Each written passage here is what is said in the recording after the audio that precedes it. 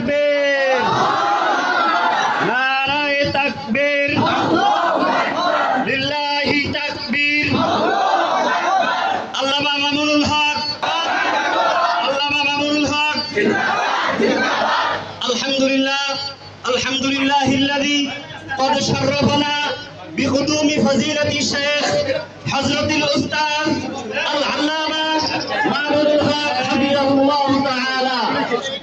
সম্মানিত হাজিরিন, আলহামদুলিল্লাহ, আমরা দীর্ঘ সময় ধরে যার অপেক্ষায় অপেক্ষমান ছিলাম, কারা নির্যাতিত আলেমে দ্বীন, মজলুম জননেতা শাইখুল হাদিস ইবনে শাইখুল হাদিস উস্তাজুল আসাতিজা, বাংলাদেশ খেলাফত মজলিসের সংগ্রামী মহাসচিব আল্লামা মামুনুল হক হাফিজাহুল্লাহু তাআলা হযরত আমাদের মাঝে এসে উপস্থিত হয়েছেন। এখনই তিনি আমাদেরকে as-সহিহুল বুখারীর দর্স প্রদান করবেন ইনশাআল্লাহ। আমি হযরতকে তার মূল্যবান নসিহা পেশ করার জন্য সবিনয় অনুরোধ করছি। পড়েন।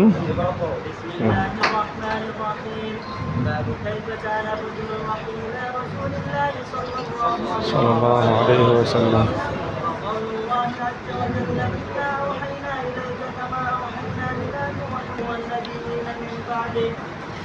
قال حدثنا الحميدي قال حدثنا سفيان رحمه الله قال حدثنا يحيى بن سعيد الانصاري قال اخبرني محمد بن ابراهيم التيمي انه سمع علقمة بن عباس الليثي يقول سمعت عمر بن الخطاب رضي الله عنه عن المنبر يقول سمعت رسول الله صلى الله عليه وسلم يقول انما الاعمال بالنيات وانما لامرئ ما نوى فمن كانت هجرته الى دنيا يصيبها او الى امراه ينكحها فهجرته الى ما هاجر اليه.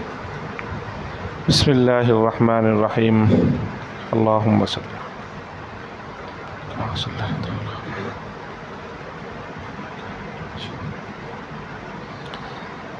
باب كيف كان بدء الوحي إلى رسول الله صلى الله عليه وسلم وقول الله عز وجل إنا أوحينا إليك كما أوحينا إلى نوح والنبيين من بعده. সহিহুল বুখারী অথবা জামিউল বুখারী। আল বুখারী এটা হলো ইমাম মুহাম্মদ ইবনে ইসমাঈল আল বুখারীর নিসবত। কোনো মাকানের দিকে অথবা কোনো অন্য যে কোনো দিকে, যে কোনো ইসমের দিকে ইয়ায়ে নিসবতি যুক্ত করলে তার দিকে নিসবত হয়। বুখারা ইমাম বুখারী রহমতুল্লাহ আলাইহির মাউলিদ, ওনার জন্মস্থান, তো ওনার সেই জন্মস্থানের দিকে নিসবত করে মুহাম্মদ ইবনে ইসমাঈল রাহিমাহুল্লাহকে আল বুখারী বলা হয়। তো তার দিকে ইজাফত হয়েছে সহিহুল বুখারী। সহিহুল বুখারী, এই সহিহ শব্দটা এটা মুখতাসার, এটার দ্বারা এই কিতাব উদ্দেশ্য, যেই কিতাবটা আমাদের সামনে সহিহুল বুখারী, এটা মুখতাসার লফজ। এই লফজটার যে মুফাসসাল, পূর্ণাঙ্গ সূরত, যেটা ইমাম বুখারী রহমতুল্লাহ আলাইহি কিতাবের নাম রেখেছেন আল জামিউল মুসনাদুস সাহিহ। তিনটা শব্দ আনছে, আল জামি', আল মুসনাদ, আস সাহিহ। আল মুখতাসারু মিন উমুরি রাসূলিল্লাহি সাল্লাল্লাহু আলাইহি ওয়াসাল্লাম ওয়া সুনানিহি ওয়া আইয়ামিহি। তো এটাকে জামিউল বুখারীও বলা যায়, মুসনাদুল বুখারী বলা যায়, সহিহুল বুখারী বলা যায়। মুকাম্মাল নামের মুখতাসার লফজ থেকে ইমাম বুখারীর দিকে নিসবত করে, ইজাফত করে এভাবে বলা হয়। এই কিতাবকে জামিউল বুখারী বলা হয় কারণ এই কিতাবের মধ্যে 8টা মজমুনের রিওয়ায়াত জমা হয়েছে। যে 8 মজমুনের রিওয়ায়াত জমা হলে কোনো কিতাবকে জামে বলা হয়। আরও অনেক মজমুন আছে, কিন্তু খুসুসিয়াতের সাথে 8টা মজমুনের রিওয়ায়াত কোনো হাদিসের কিতাবে জিকির হলে সেই হাদিসের কিতাবকে জামে বলা হয়। এটাকে সহিহুল বুখারিও বলা হয়, কারণ এই কিতাবের মধ্যে যত রেওয়ায়াত ইমাম বুখারী উল্লেখ করেছেন সেই রেওয়ায়াতগুলো যেন সহি হয় এই ইলতিজাম তিনি করেছেন। গায়রে সহি কোনো রেওয়ায়াত এই কিতাবের মধ্যে তিনি উল্লেখ করেন নাই। এই কিতাবকে মুসনাদুল বুখারিও বলা যায়, কারণ কিতাবের রেওয়ায়াতগুলোকে ইমাম বুখারী রহমতুল্লাহ আলাইহি প্রত্যেকটা রেওয়ায়াতকে ইমাম বুখারী থেকে রাসূল সাল্লাল্লাহু আলাইহি ওয়াসাল্লাম পর্যন্ত মুস্তাকিল সনদ জিকির করার মাধ্যমে রেওয়ায়াত জিকির করা হয়েছে। তো এটাকে জামিউল বুখারী বলা যায়, মুসনাদুল বুখারী বলা যায়, সহিহুল বুখারীও বলা যায়। যেটাই বলেন এটা তরকিবে ইজাফি হবে, আর সহিহুল বুখারী হয় না। জামিউল বুখারী, মুসনাদুল বুখারী অথবা সহিহুল বুখারী। তো সহিহুল বুখারী এই কিতাবের মধ্যে ইমাম বুখারী রহমতুল্লাহ আলাইহি এই বাবের আলোচনার দ্বারা কিতাব শুরু করতেছেন। এখানে আরেকটা নুসখা আছে, সেই নুসখা হলো কিতাবু বাদইল ওয়াহি। বাবু কাইফা কানা বাদউল ওয়াহি ইলা রাসূলিল্লাহর আগে কিতাবু বাদইল ওয়াহিও আছে কোনো কোনো নুসখার মধ্যে। অর্থাৎ ওয়াহির আলোচনার দ্বারা ইমাম বুখারী রহমতুল্লাহ আলাইহি ওনার এই কিতাবের সূচনা করেছেন। আমভাবে যারা মুআল্লিফিন মুসান্নিফিন হাদিসের কিতাব লিখেছেন, হাদিস জমা করেছেন কিতাবের মধ্যে, তারা সাধারণত কেউ কিতাবুল ঈমানের দ্বারা কিতাব শুরু করেন, আবার অনেকে কিতাবুত তাহারার আলোচনার দ্বারা কিতাব শুরু করেন। কিন্তু ইমাম বুখারী উনি কিতাবুল ঈমান বা কিতাবুত তাহারার দ্বারা কিতাব শুরু না করে ওয়াহির আলোচনার দ্বারা কিতাব শুরু করেছেন। এটা ইমাম বুখারী রহমতুল্লাহ আলাইহির একটা ব্যতিক্রমী একটা সূচনা, ব্যতিক্রমী একটা তরতিব। তো কেন এমনটা করলেন ইমাম বুখারী? এটা ইমাম বুখারী রহমতুল্লাহ আলাইহির একটা সূক্ষ্ম ফিকির।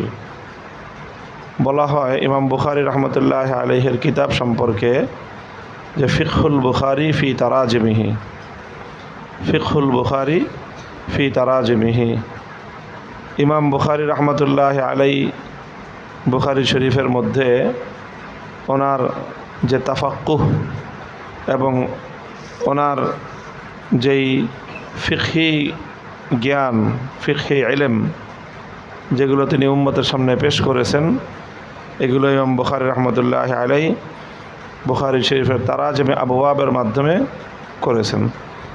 অর্থাৎ এই কিতাবের যে সকল শিরোনামগুলো আছে সেই শিরোনামগুলোর মাধ্যমেই ইমাম বুখারী রহমতুল্লাহ আলাইহি ওনার যেই সকল সূক্ষ্ম বিষয়ের তালিম দেওয়া মাকসাদ, সেই বিষয়গুলো সব এই তারাজিমে আবওয়াবের মধ্যে জিকির করে দিয়েছেন। এই জন্য ইমাম বুখারী রহমতুল্লাহ আলাইহির তারাজিমে আবওয়াব অর্থাৎ বাবের যে শিরোনাম, এগুলো নিয়ে কদিমান ওয়া হাদিসান, একেবারে পূর্ব যুগেও বর্তমান যুগেও এটা নিয়ে অনেক বহস মুবাহাসা উলামায়ে কেরাম করে থাকেন। শুধু ইমাম বুখারীর তারাজিমে আবওয়াবের উপর মুস্তাকিল শুরুহাত আছে। হযরত শেখ জাকারিয়া রহমতুল্লাহ আলাইহির 6 জিলদের এক কিতাব আছে আল আবওয়াব আত তারাজিম। শাহ ওয়ালিউল্লাহ রহমতুল্লাহ আলাইহির মুখতাসার একটা রিসালা আছে আল আবওয়াব আত তারাজিম, যেটা বুখারী শরীফের শুরুতে ছাপানো আছে।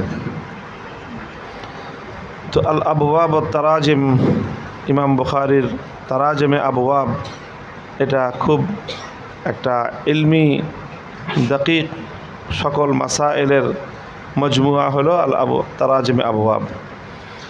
তো যাই হোক, ইমাম বুখারী রহমতুল্লাহ আলাইহি ওয়াহির আলোচনার দ্বারা কিতাব শুরু করেছেন। এটার মধ্যেও ইমাম বুখারীর খুব সূক্ষ্ম যে ইলমি দাকিক যে ফিকির, সেটার দিকে ইশারা এবং সেটার দলিল পাওয়া যায়।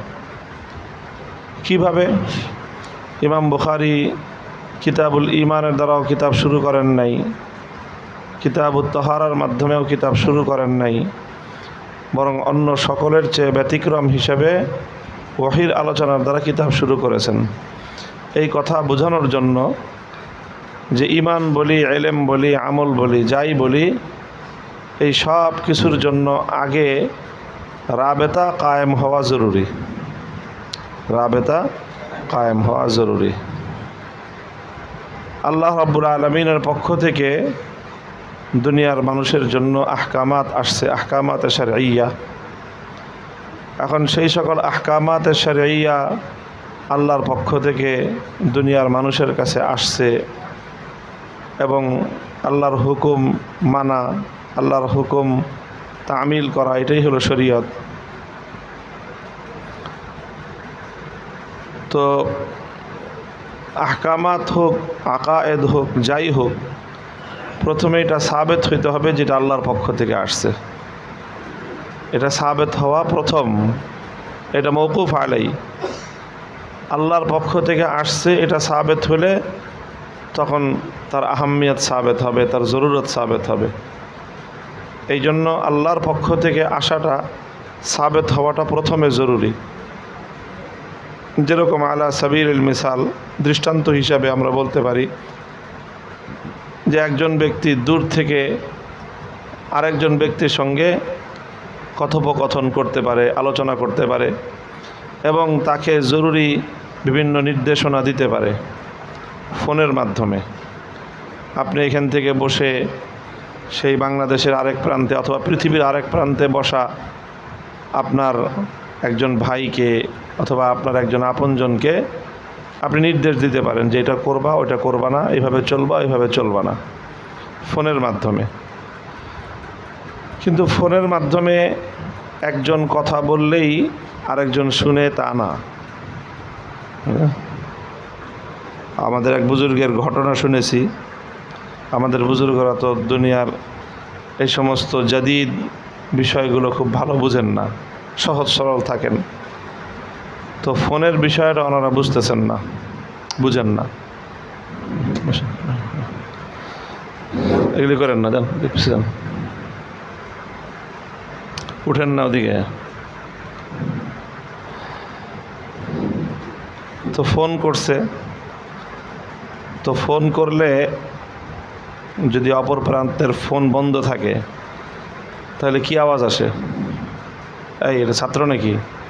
হ্যাঁ, ছাত্র কথা কয় না। ছাত্র হাতে মোবাইল কেন? আরে এখানকার ছাত্র আপনি?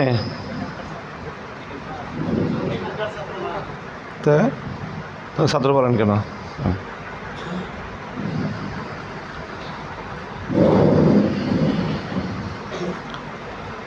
তো ফোন করেছে, অপর প্রান্তের ফোন যদি বন্ধ থাকে এতে কি আওয়াজ আসে? হ্যাঁ, সংযোগ দেওয়া সম্ভব না। এই কথাটা কে বলে? হ্যাঁ, মহিলাকে বসে থাকে আপনার সাথে কথা বলার জন্য। তাহলে হ্যাঁ, এটা হলো কম্পিউটারে এটা একটা প্রোগ্রাম সেট করা আছে, একবার রেকর্ড করে ছেড়ে দিছে। এখন ওখান থেকে যতবার ফোন করবেন, যত মানুষের ফোন বন্ধ, ওই সব একই সিস্টেমে আওয়াজ আসবে।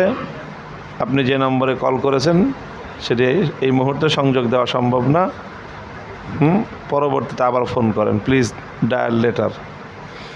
এখন হুজুর তো ফোন দিছে, এখন অপর প্রান্তের ফোন বন্ধ। এখন তো এই আওয়াজ আসতেছে মহিলা কণ্ঠে যে আপনি যে নম্বরে আপনার ডায়ালকৃত নম্বরে সংযোগ দেওয়া সম্ভব না। এখন তো বুঝতেছেন, বলতেছে কোনো মহিলা কথা বলতেছে, বলতেছে বই না, আমার খুব দরকার হুজুর রে, একটু দে রে, তুই বক বক করিস না। এখন যতই বলে হুজুর, এখন তার তো একই কথা, অন্য কোনো কথা আসবে? তো হুজুর যতই বলতেছে ওই প্রান্তে কথা পৌঁছতেছে না, বরং একই আওয়াজ আসতেছে। এখন যত কথাই উনি বলুক, যাকে লক্ষ্য করে বলতেছে অথবা যাকে কথা শুনাইতে চেতেছে সে কথা শুনবে? তাকে যদি কোনো হেদায়েত দেয় সে হেদায়েত পাবে? নির্দেশনা দিলে সেই নির্দেশনা সে শুনবে? কোনো আমর, কোনো হুকুম দিলে সে শুনবে? কোনো নাহি, কোনো নিষেধ করলে সে জানবে? কিছুই জানবে না। এই জন্য কী হইতে হবে? আগে প্রথমে তার মোবাইলে কল ঢুকতে হবে, কল ঢুকার পরে সেখান থেকে রিসিভ করতে হবে। যখন রিসিভ হয়ে গেল এবার আপনি কথা বলেন। ঘন্টার পরে ঘন্টা আপনি যা বলবেন সমস্ত কথা এই পার থেকে ওই পারে যাবে এবং সমস্ত কথা সে বুঝবে, সমস্ত নির্দেশনা তার পর্যন্ত পৌঁছবে। তাহলে এই যে কথাগুলো যে বলতেছে, হেদায়াতগুলো যে দিচ্ছে, হেদায়াত আগে হবে না সংযোগ আগে হবে? সংযোগটা হলো মওকুফ আলাই আর হেদায়াতটা হলো মওকুফ। মওকুফ আলাই মওকুফের চেয়ে মুকদ্দম হয়ে থাকে। যদি মওকুফ আলাই না পাওয়া যায় তো মওকুফ কোনোদিন সাবেত হবে না। সংযোগ যদি সাবেত না হয় কোনো আহকামাত আসবে না। বোঝা গেল কথাটা? তো অন্য সকল আইম্মায়ে কেরাম যারা হাদিসের কিতাব লিখেছেন তারা কেউ কিতাবুল ঈমান এবং কিতাবুত তাহারার দ্বারা আলোচনা শুরু করেছেন, অর্থাৎ তারা শুরুই করেছেন হেদায়াতের দ্বারা যে এই করতে হবে। ইমাম বুখারী রহমতুল্লাহ আলাইহি আরও সূক্ষ্ম বিষয় চিন্তা করেছেন। উনি চিন্তা করেছেন যে আমি ঈমান বলি, আমল বলি, সালাত বলি, তাহারাত বলি, এই সব তো কার হুকুম? আল্লাহর হুকুম। তো আল্লাহর হুকুম বান্দার কাছ পর্যন্ত আসার জন্য আগে তো আল্লাহর সাথে বান্দার সংযোগ সাবেত হইতে হবে। রাবেতা বাইনাল খালিক ওয়াল মাখলুক, আগে রাবেতা কায়েম হইতে হবে, আগে সংযোগ স্থাপিত হইতে হবে, তারপরে আল্লাহর পক্ষ থেকে বান্দার প্রতি আহকামাত সাবেত হবে। বুঝে আসছে কথা? ওয়া কানা লিবাশারিন আন ইউকাল্লিমাহুল্লাহু ইল্লা ওয়াহয়ান। দুনিয়ার কোনো মানুষের জন্য আল্লাহর পক্ষ থেকে কোনো হুকুম বান্দা পর্যন্ত আসা সম্ভব না ওয়াহি ছাড়া। দুনিয়ার কোনো মানুষের কাছে আল্লাহর পক্ষ থেকে কোনো হুকুম আসা সম্ভব না কি ছাড়া? তো ওয়াহিটা হলো রাবেতা বাইনাল খালিক ওয়াল মাখলুক। দুনিয়ার মানুষের সাথে আরশওয়ালা আল্লাহ পাক রব্বুল আলামিনের সাথে রাবেতা এবং সংযোগ কায়েম হওয়ার একটাই মাধ্যম, সেই মাধ্যমটা হলো ওয়াহি। ওয়াহির মাধ্যমেই আল্লাহর পক্ষ থেকে দুনিয়ার মানুষের কাছে কোনো হুকুম আহকাম পৌঁছে থাকে। দুনিয়ার মানুষের সাথে আল্লাহ পাক রব্বুল আলামিনের ওয়াহি ছাড়া কথাবার্তা বলার আর কোনো উপায় নেই।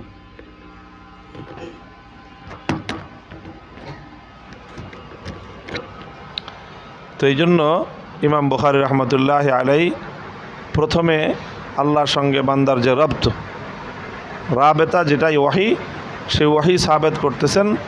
ওয়াহি যখন সাবেত হয়ে যাবে, সংযোগ যখন সাবেত হয়ে যাবে, এরপরে যত আহকামাত, যত মজমুন আছে সব তারপরে এটার উপরে ভিত্তি করে সাবেত হবে।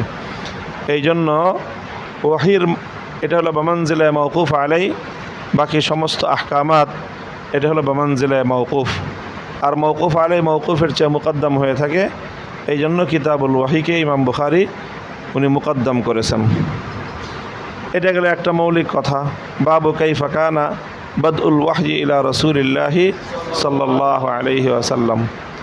রাসূলুল্লাহ সাল্লাল্লাহু আলাইহি ওয়াসাল্লামের নিকট আল্লাহর পক্ষ থেকে ওয়াহির সূচনা কিভাবে হয়েছিল, এটা হলো এই বাবের উদ্দেশ্য বা এই বাবের মজমুন।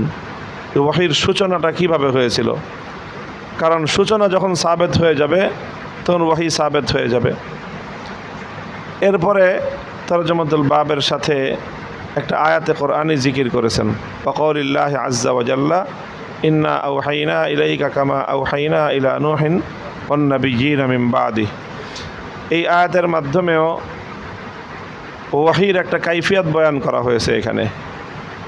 এই আয়াতের অর্থ হলো যে আমি আপনার নিকট ওয়াহি নাজিল করেছি যেমনটা ওয়াহি নাজিল করেছিলাম আমি নূহ আলাইহিস সালাম এবং তার পরবর্তী আম্বিয়া ইকরামের প্রতি। আপনারা জানেন যে নূহ আলাইহিস সালাতু ওয়াস সালাম প্রথম নবী না, ওনার আগে আরও নবী দুনিয়াতে অতিক্রান্ত হয়েছেন। আদম আলাইহিস সালাম, শীস আলাইহিস সালাম, দুইজনের নাম তো আমরা জানি। আরও কোনো নবী থেকে থাকতে পারেন যাদের নাম আমাদের জানা নেই। তো এখানে আল্লাহ পাক রব্বুল আলামিন আমাদের নবীকে খেতাব করে বললেন যে আমি আপনার নিকট যে ওয়াহি নাজিল করেছি এটা হলো ওরকম যেরকম নূহ আলাইহিস সালাম এবং তার পরবর্তী নবীদের প্রতি যেরকম ওয়াহি নাজিল করা হয়েছিল সেরকম। তো এই কথার দ্বারা একটা স্পষ্ট জিনিস বোঝা গেল যে আমাদের নবীর ওয়াহিকে নূহ এবং তার পরবর্তী আম্বিয়াদের ওয়াহির সঙ্গে তাশবিহ দেওয়া হলো।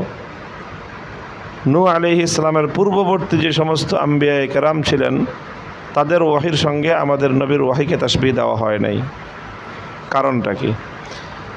তো এটার জন্য বুঝতে হবে যে আল্লাহর পক্ষ থেকে যে ওয়াহি আসছে, নূহ আলাইহিস সালামের পূর্ববর্তী আম্বিয়া কেরামের ওয়াহি ছিল একরকম, এবং নূহ আলাইহিস সালাম থেকে পরবর্তী আম্বিয়া কেরামের ওয়াহি হলো আরেক রকম।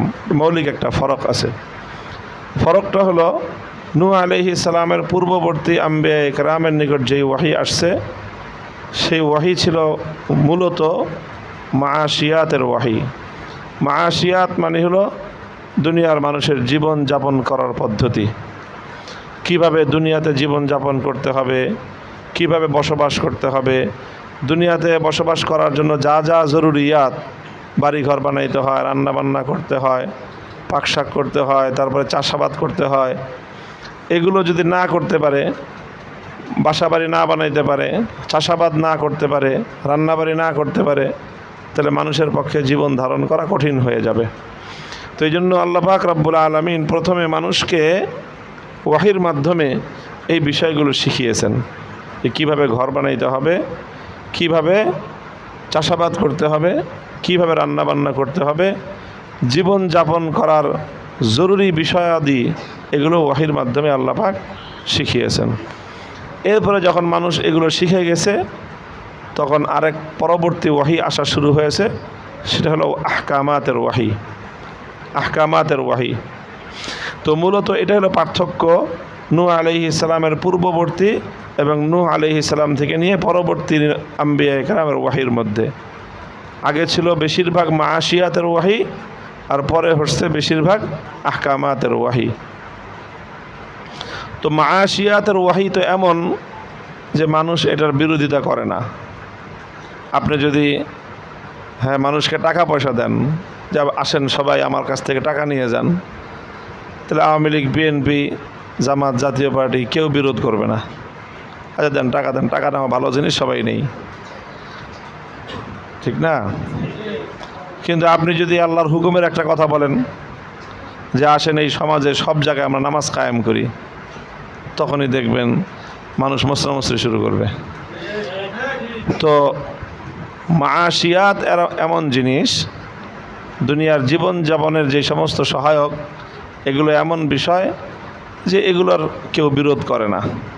আর আহকামাত এমন জিনিস যে এগুলো সবাই সহজে মেনে নেয় না। তো নূহ আলাইহিস সালামের পূর্ববর্তী যে ওয়াহি ছিল, সেই ওয়াহি যেহেতু মাআশিয়াতের ওয়াহি ছিল, এই জন্য এটার খুব বিরোধ ছিল না। মানুষ এটার বিরোধ করতো না, কারণ বিরোধ করবে কি? আল্লাহ পাক শিখাইছেন যে এইভাবে চাষাবাদ করো, দুনিয়াতে ফসল ফলবে, এইভাবে রান্না বান্না করো, সুস্বাদু খাবার তৈরি হবে। তো এগুলো মানুষের নগদ স্বার্থ, মানুষ এগুলো বুঝেছে, এগুলোর উপকারিতা বুঝেছে, এই জন্য এগুলোর বিরোধ করে নাই। কিন্তু যখনই আল্লাহর পক্ষ থেকে ওয়াহি আসলো যে তোমাদেরকে যাকাত দিতে হবে, সম্পদ থেকে এক অংশ তোমাদেরকে দিয়ে দিতে হবে, যখনই আল্লাহর পক্ষ থেকে ওয়াহি আসলো তোমাদেরকে নামাজ কায়েম করতে হবে, তখনই মানুষ মুখালাফাত শুরু করে। তো এটা শুরু হয়েছে নূহ আলাইহিস সালামের যুগ থেকে। ব্যাপকভাবে উম্মতের পক্ষ থেকে, পয়গম্বরদের নিকট আল্লাহর পক্ষ থেকে যে ওয়াহি আসে, সেই ওয়াহির সঙ্গে বিশ্বাসঘাতকতা, সেই ওয়াহির সঙ্গে বিরোধিতা, মুখালাফাত, এটা পরবর্তী যুগে শুরু হয়েছে। তো আল্লাহ পাক আমাদের নবীকে বলতেছেন, ইন্না আওহাইনা ইলাইকা কামা আওহাইনা ইলা নূহিন ওয়ান নাবিয়্যিনা মিন বাদিহি। হে নবী, আমি আপনার নিকট যে ওয়াহি নাজিল করলাম, এটা কিন্তু প্রথম প্রকারের ওয়াহি না, বরং এটা হলো দ্বিতীয় প্রকারের ওয়াহি। এই কথার মাধ্যমে আল্লাহ পাক প্রচ্ছন্নভাবে, মূলত আকারে ইঙ্গিতে এই উম্মতকে আল্লাহ পাক হুমকি দিলেন, ধমকি দিলেন।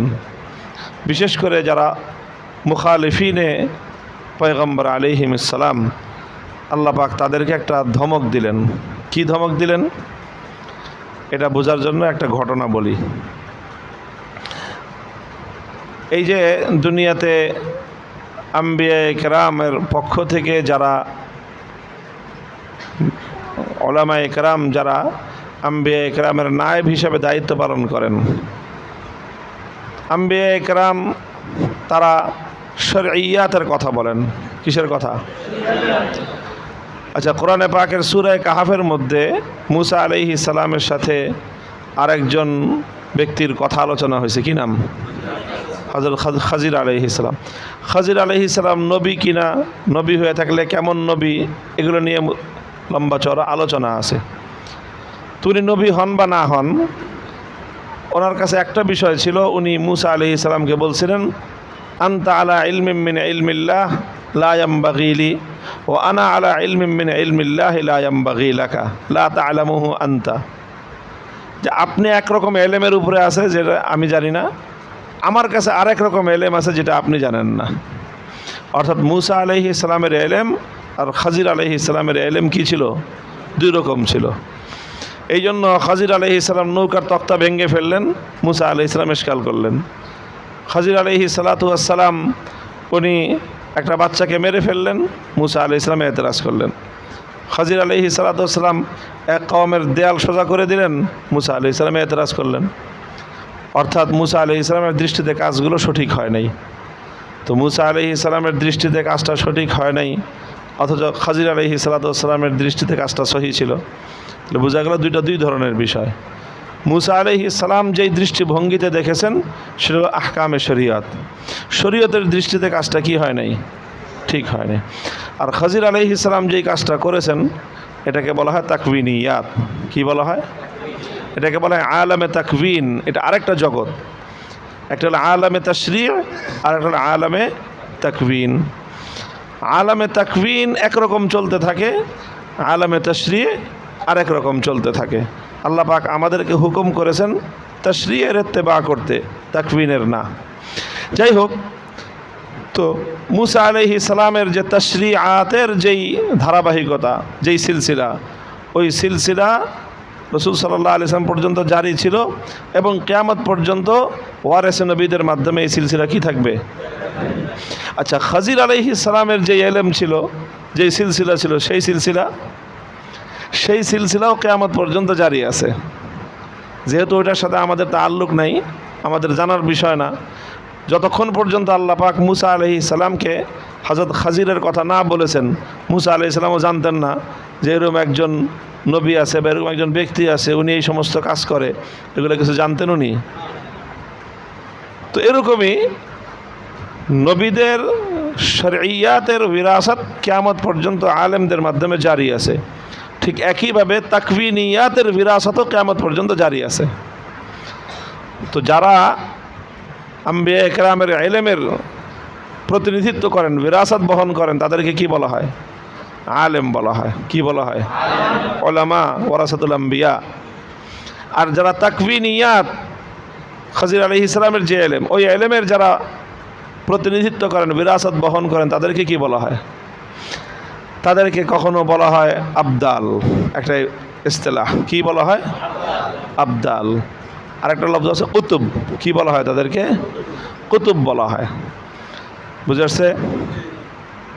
এই কুতুব এবং আবদাল ইনারা কি করেন? তাকবিনিয়াতের জগৎকে নিয়ন্ত্রণ করেন। আর উলামা ইকরাম কি করেন? তাশরীইয়াতের জগৎকে তারা পরিচালনা করেন। দুই বিভাগ। তো উলামা ইকরাম যদি তাশরীইয়াতের দায়িত্ব পালন না করেন, তাহলে সমাজে কি হয়? আল্লাহ পাকের আহকামাত সমাজে থাকবে? উলামা ইকরাম যদি মানুষকে নামাজের মাসাইল না শিখান, তো সহি নামাজ থাকবে? উলামা ইকরাম যদি মানুষকে পর্দার কথা না বলেন, সমাজে পর্দা থাকবে? তো উলামা ইকরামের জিম্মাদারি পালন করার উপর নির্ভর করে দেশে সমাজে শরীয়তের হুকুম থাকবে কি থাকবে না। ঠিক ওরকম আলামে তাকবিন যাদের জিম্মাদারিতে থাকে, তাদের দায়িত্বের উপর নির্ভর করে যে দুনিয়া জগতের তাকবিনিয়াত কিভাবে পরিচালিত হবে। বুঝে আসছে কথা? তো আমাদের বুজুর্গ গালেবান শাহ আব্দুল আজিজ মুহাদ্দিস দেহলভী রহমতুল্লাহ আলাইহির জামানার ওয়াকিয়া। তো ওনার সময়ে এরকম দর্স তদরিসের মধ্যে ছাত্রদেরকে উনি বুঝাইছেন এরকম আলামে তাকবিন এবং আলামে তাশরীয়। এরকম বলছেন যে এরকম কুতুব থাকে, এরকম কি থাকে, আবদাল থাকে, তারা এগুলো সব নিয়ন্ত্রণ করে, পরিচালনা করে, তাদের হালাতের উপরেই সব কিছু চলে। তো কথায় কথায় আসছে যে হযরত তাহলে আমাদের এখন কুতুব কে আছে, আবদাল কে আছে? বলছেন এক এক এলাকায় এক একজন থাকে। তাহলে আমাদের দিল্লিতে কে আছে? তো বলছেন দেখতে চাও? হুজুর হ্যাঁ দেখতে চাই। ওনারা তো মাকাম অনেক উঁচা ছিল, তাদের সাথে আবার যোগাযোগও ছিল একটা। তো বলছে যদি দেখতে চাও তাহলে এই করবা, দিল্লির শাহী মসজিদ আছে, ওই শাহী মসজিদের গেটের সামনে যাবা, যে দেখবা যে ওখানে এক লোক তরমুজ বিক্রি করে। ওই তরমুজ যে বিক্রি করে ওই লোকটাই হলো এই সময়কার দিল্লির কুতুব।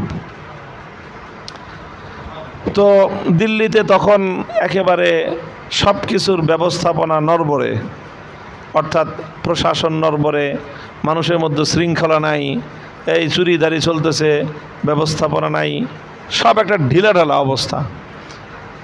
তো হুজুর বললেন যে ঢিলাঢালা হওয়ার কারণ হলো যে এখনকার দিল্লির যে কুতুব আছে সেই কুতুব ঢিলাঢালা মানুষ। সেই কুতুব কি, এখন কোনো জেলার ডিসি যদি কি হয়, ঢিলাঢালা হয়, তাহলে সারা জেলা কি হয়, ঢিলাঢালা চলে। তো এখন এই অবস্থা। তো ছাত্ররা তো জানার পরে তাদের পরীক্ষা করতে মন যাচ্ছে, দেখি তো কীরকম ঢিলাঢালা। তো তারা গেছে দিল্লির জামে মসজিদে, গিয়ে দেখে যে ঠিকই তো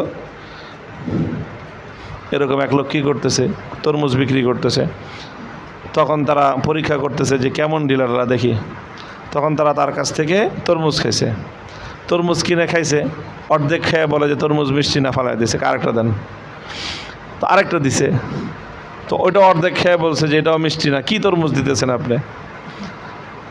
এখন দুইটা ফালানোর পরে তরমুজওয়ালা বলে যে ভাই আমারে মাফ করে দেন, আমার কাছে এর চেয়ে ভালো তরমুজ নাই, আমি আপনাদেরকে ভালো তরমুজ খাওয়াইতে পারলাম না। পোলাপান এগুলি করে চলে আসছে, বোঝা গেছে যে কীরকম ঢিলাঢালা। তরমুজ খেয়ে দুটো নষ্ট করে আসছে, এরপরে আবার সেই মাপ চায় যে কি আমার কাছে এর চেয়ে ভালো।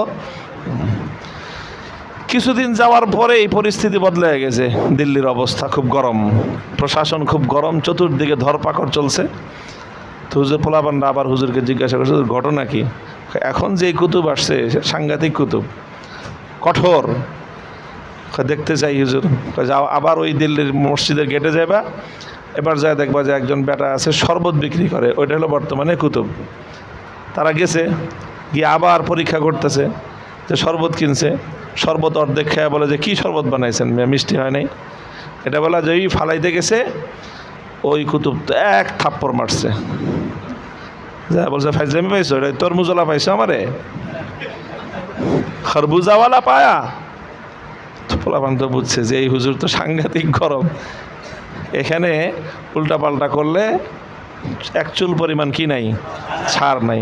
তারা তাড়াতাড়ি পালায় আসছে, যে হুজুর দেখলাম যে তো অনেক সাংঘাতিক উসুলি মানুষ, অনেক কঠোর প্রকৃতির মানুষ। বুঝে আসছে কথা। তো ওয়াহি যাদের কাছে আম্বিয়া কেরামের কাছে ওয়াহি আসছে, ওয়াহি দুই রকম। একরকম ওয়াহি ছিল নূহ আলাইহিস সালামের পূর্ববর্তী আম্বিয়া কেরামের নিকট, সেই ওয়াহি ছিল নরম নরম ওয়াহি, যে কিভাবে খাইতে হবে, কিভাবে ঘুমাইতে হবে, কিভাবে থাকতে হবে, কিভাবে চাষাবাদ করতে হবে, এগুলা। আর এর পরের ওয়াহি তো এমন ওয়াহি, আহকামাতের ওয়াহি, যে ওয়াহির মুখালাফাত করতে দেরি আল্লাহর পক্ষ থেকে কওমে নূহকে আযাব দিয়ে ধ্বংস করে দেওয়া হয়েছে। কওমে আদ, কওমে সামুদ, কওমে লূত, কওমে হুদ, সব আল্লাহ পাক রব্বুল আলামিন এই সমস্ত আকওয়ামকে এই ওয়াহির মুখালাফাত করার কারণে আযাব দিয়ে ধ্বংস করে দিয়েছে। আল্লাহ পাক এই উম্মতে মুহাম্মাদিয়াকে বলতেছেন যে দেখো আমি তোমাদের নবীর কাছে যেই ওয়াহি পাঠাইছি এটা কিন্তু তরমুজালা ওয়াহি না, এটা শরবতালা ওয়াহি। যদি এই ওয়াহির মুখালাফাত করছো খবরদার, এক চুল পরিমাণ ছাড় দেওয়া হবে না। এই ওয়াহির যারা মুখালাফাত করবে, এই ওয়াহির ধারক বাহকদের মাধ্যমে আল্লাহ পাক রব্বুল আলামিন তাদেরকে শায়েস্তা করে ছাড়বেন। কাজেই এই আয়াত এবং এই তরজমাতুল বাব, এটার মধ্যে একটা খুব বড় একটা মজমুন এটার মধ্যে সুপ্ত আছে। সেটা হলো এই ওয়াহির ধারক বাহক হইতে হলে তার সঙ্গে তাকাত এবং শক্তির একটা সংমিশ্রণ লাগবে। কারণ তাকাত আর শক্তি ছাড়া সর্বতালা তোর নবী হওয়া যায় না। যারা মুখালাফাত করবে এই ওয়াহির, এই দ্বীনের সঙ্গে সঙ্গে তাদের দাঁত ভাঙা জবাব দেওয়ার জন্য প্রস্তুত থাকতে হবে। এটা হলো এই ওয়াহির খুসুসিয়াত। বুঝে আসছে কথা? তো মূলত আল্লাহ পাক রব্বুল আলামিন এই আয়াতের মাধ্যমে এই তালিম দিয়েছেন। ইমাম বুখারী রহমতুল্লাহি আলাইহি ওয়াহির কাইফিয়াত বর্ণনা করতে গিয়ে এই আয়াতকে উল্লেখ করে শুরুতেই বুঝিয়ে দিলেন যে এই ওয়াহি মুহাম্মদী সাল্লাল্লাহু আলাইহি ওয়াসাল্লাম, এটা হলো গরম ওয়াহি, এবং এই ওয়াহির যারা মুখালাফত করবে তাদের উপরে বড় ধরনের আযাব আসবে। কখনো আল্লাহর পক্ষ থেকে আসবে, ফেরেশতারা দিয়ে যাবে, আর কখনো এই উম্মতের যারা ওয়াহির ধারক বাহক তাদের মাধ্যমে আল্লাহ পাক রব্বুল আলামিন যেমন বদরের মধ্যে মুখালেফিনদেরকে শায়েস্তা করেছেন, খন্দকের মধ্যে মুখালেফিনদেরকে শায়েস্তা করেছেন, ফতে মক্কার মাধ্যমে মুখালেফিনদেরকে শায়েস্তা করেছেন, কিয়ামত পর্যন্ত আল্লাহ পাক রব্বুল আলামিন কখনো এইভাবে মুজাহিদিনদের মাধ্যমে শায়েস্তা করবেন আফগানিস্তানে, কখনো হামাসের মাধ্যমে ফিলিস্তিনে, আর কিয়ামত পর্যন্ত এই সিলসিলা জারি থাকবে।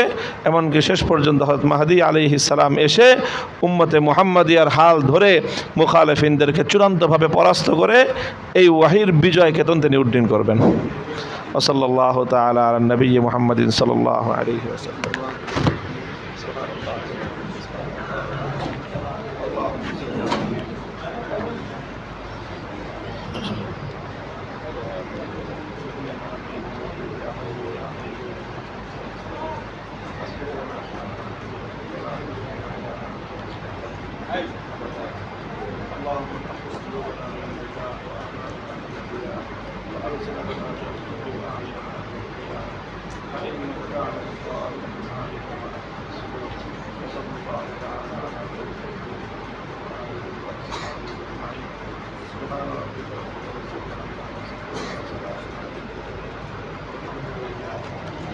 ভাই